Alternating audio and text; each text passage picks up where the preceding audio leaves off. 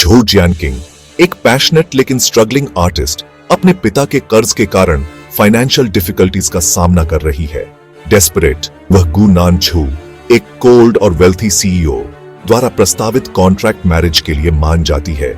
पहली बार मिलते हैं और टेंशन साफ दिखाई देती है जब वे अपनी फेक मैरिज की शर्तों को आउटलाइन करते हैं। जियानकिंग नानझू के लग्जूरियस घर में आती है। उनके अलग लाइफस्टाइल्स और पर्सनालिटीज के कारण झड़प होती है।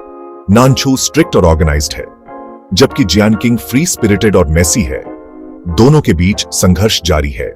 यह कपल अपने नए लिविंग अरेंजमेंट को नेविगेट करता है। उनकी बिकरिंग के बावजूद काइंडनेस के मोमेंट्स आते हैं। जियानकिंग को नानझू का ह्यूमन साइड दिखता है। नानझू सीन्स के पीछे जियानकिंग उसकी आर्ट करियर में मदद करता है। वह उसकी आर्ट वर्क को एक प्रोमिनेंट गैलरी में फीचर करवाता है, लेकिन वह उसकी इन्वॉल्वमेंट से अनजान रहती है।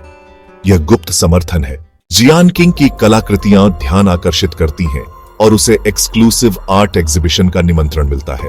वह एलीट क्राउड में फिट होने को लेकर नर्वस है। नानझू उसकी एंजाइटी को देखते हुए अपना सपोर्ट ऑफर करता है। नानझू की एक्स गर्लफ्रेंड ज्याओकी उसे वापस पाने की ठान कर पिक्चर में फिर से प्रवेश करती है। ज्याओकी की मौजूदगी जियानकिंग में जेलसी और टेंशन पैदा करती है। नानझू को अपनी अनरिजॉल्व्ड फीलिंग्स का सामना करना पड़ता है। जियानकिंग और नानझू एक बड़ी मिसअंडरस्टैंडिंग का सामना करते हैं। हर्ट होकर जियानकिंग खुद को दूर कर लेती है। वे अपनी इमोशंस से जूझते हैं और दूरी बढ़ती जाती है। दोनों एक दूसरे को समझते हैं। वे बाहरी हस्तक्षेप के खिलाफ एकजुट रहते हैं। उसे एक बड़े प्रोजेक्ट पर सहयोग के लिए बुलाया जाता है। नानझू उपेक्षित महसूस करता है और अपनी जगह पर सवाल उठाता है। वे व्यक्तिगत महत्वाकांक्षाओं और भावनाओं के बीच संतुलन बनाने के लिए संघर्ष करते हैं। नानझू का व्यवसाय संकट का सामना करता है। जियानकिंग उसकी सहायता करती है, लेकिन नानझू का गर्व दरार पैदा करता है। उनका रिश्ता कठिन दौर से गुजरता है। जियानकिंग नानझू के प्रति अपनी कमिटमेंट दिखाने के लिए एक बोल्ड स्टेप लेती है।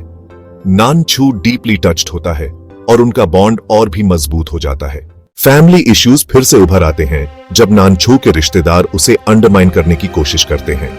जियानकिंग नानझू के लिए खड़ी होती है। यह एपिसोड इस कपल की यूनिटी, ट्रस्ट और लॉयल्टी को हाईलाइट करता है।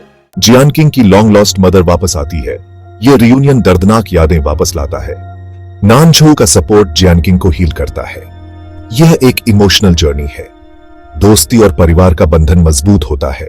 जैसे ही जियानकिंग और उसकी मां अपने रिश्ते को फिर से बनाते हैं, राइवल्स उसकी पर्सनल टर्मोइल का फायदा उठाते हैं। जियानकिंग का आर्ट करियर नई ऊंचाइयों पर पहुंचता है, लेकिन उसे जेलस कंपेटिटर्स से बैकलैश मिलता है।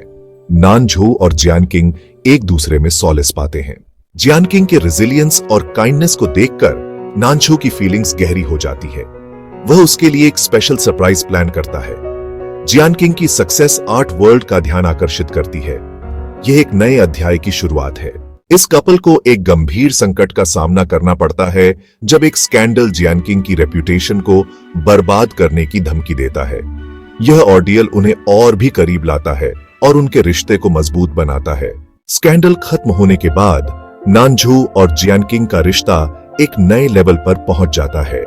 वे अपने कॉन्ट्रैक्ट मैरिज की शर्तों से परे अपने फ्यूचर के बारे में खुलकर बात करना शुरू करते हैं। एक रोमांटिक गेटअवे नानझू और जियानकिंग को कनेक्ट करता है।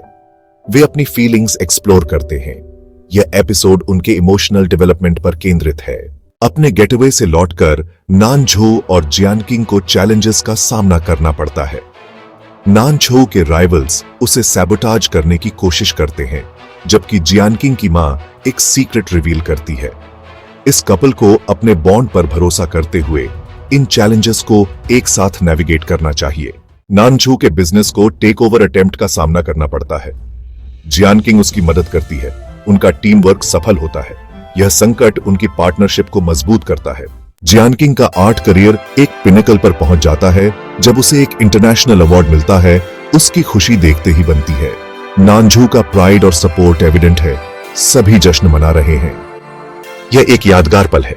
नानझू का बिजनेस स्थिर होते ही वह जियानकिंग के साथ फ्यूचर प्लान करता है। वह रोमांटिक प्रपोजल की व्यवस्था करता है। अपनी कॉन्ट्रैक्ट मैरिज को रियल मैरिज में बदलना चाहता है। वे अपनी इनिशियल अरेंजमेंट से कितनी दूर आ गए हैं। यह कपल अपनी शादी की तैयारी करता है और कई चैलेंजेस का सामना करता है। वे इन ऑब्स्टिकल्स को ग्रेस और डिटर्मिनेशन से नेविगेट करते हैं। और अंत में खुशी से सेलिब्रेट करते हैं। अपनी शादी के दिन जियानकिंग और नानछू अपनी जर्नी को याद करते हैं। वे हार्टफेल्ट वाउज का आदान प्रदान करते हैं, अपने प्यार और ग्रेटिट्यूड को व्यक्त करते हैं। यह शादी उनके प्यार और कमिटमेंट का सेलिब्रेशन है। नानछू और जियानकिंग के लिए कई चैलेंजेस लेकर आती है। वे इन फेजेस का सामना ऑप्टिमिज्म, लव और सपोर्ट के साथ करते हैं। नानछू के परिवार में बीमारी के कारण कपल को रिस्पॉन्सिबिलिटी लेनी पड़ती है। जियानकिंग की डेडिकेशन नानछू के परिवार को इंप्रेस करती है। यह एपिसोड कपल के ग्रोथ और क्राइसिस को हैंडल करने की एबिलिटी को दिखाता है। जियानकिंग और नानझू को एक पुराने राइवल का सामना करना पड़ता है। उनका प्यार और यूनिटी उन्हें इस कठिन चैलेंज को दूर करने में मदद करता है। जैसे ही उनका जीवन सेटल होता है, वे अपनी जर्नी को रिफ्लेक्ट करते हैं। वे अपने ग्रोथ की सराहना करते हैं। वे फ्यूचर की प्लानिंग शुरू करते हैं। नानझू जियानकिंग को एक प्रोजेक्ट के साथ सरप्राइज करता है। यह कोलैबोरेशन उन्हें और भी करीब लाता है। यह सीरीज जियानकिंग और नानझू के अपने फ्यूचर के लिए तत्पर रहने के साथ समाप्त होती है। उन्होंने कई चैलेंजेस को पार किया है और एक इंडिविजुअल और कपल दोनों के रूप में बहुत आगे बढ़े हैं। जियानकिंग और नानझू अपनी जर्नी को याद करते हैं, यह स्वीकार करते हुए कि उनकी कॉन्ट्रैक्ट मैरिज सच्चे प्यार में बदल गई। जैसे ही वे हाथ में हाथ डाले चलते हैं, वे भविष्य का सामना एक साथ करने की अपनी प्रतिबद्धता की पुष्टि करते हैं। यह एपिसोड एक होपफुल नोट पर समाप्त होता है, यह दिखाते हुए कि उनके प्यार ने उनके जीवन को बेहतर के लिए बदल दिया है।